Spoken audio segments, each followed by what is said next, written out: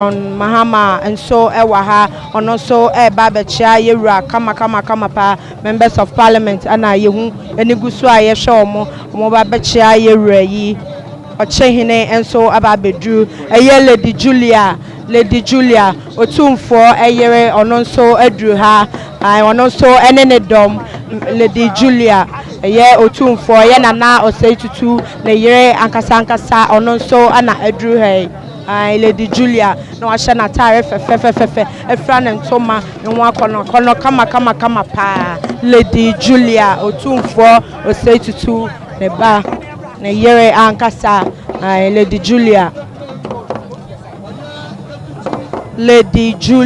Otumfour ne yere na ono so onene dom eba no Lady Julia Madam Ochehine representative. Okay. Ochehine representative. Wanchihine. Da sebre nyako asumadu. Apia. Oneta fo hine.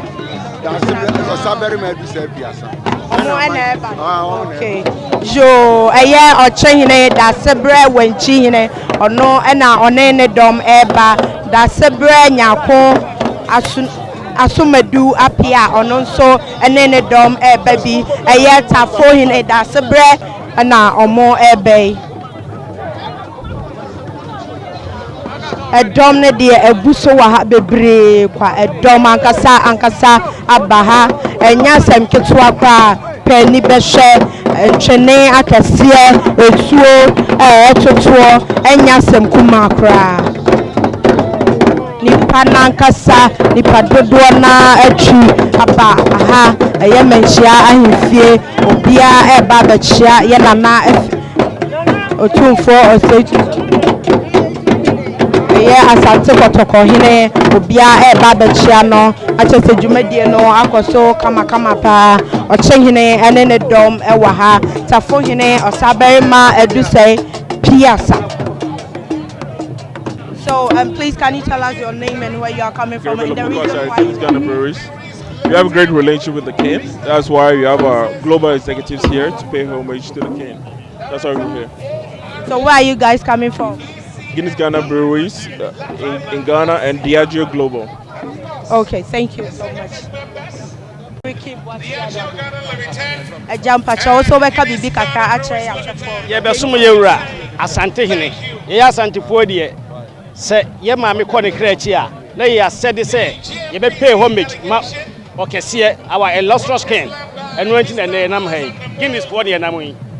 Ricky Boache Yadom, and so and I can't dear, and Guinness Brewery for and Penny for, and almost so Asantehemaa, almost so Equacha Yura or Tecocoso, I almost an Asantehemaa, a man and Mema, Obia Ashanatare, come, and so about Bedru, a year Lady Julia Otumfour Eyere ononso Edruha I ononso enene dom Lady Julia Otumfour nana Osei Tutu ne yere ankasa ononso ana Edruha Lady Julia no ashana tare fe efran ntoma nwa kono kama pa Lady Julia Otumfour Osei Tutu ne ba ne yere ankasa Lady Julia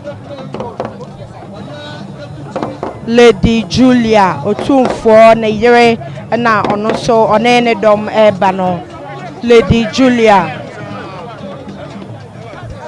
Madam, Ochehine representative. Okay. Ochehine representative wanchihine da sebre nyako asumadu apia oneta fo hine da sebre osabere mabisa biasa. Okay.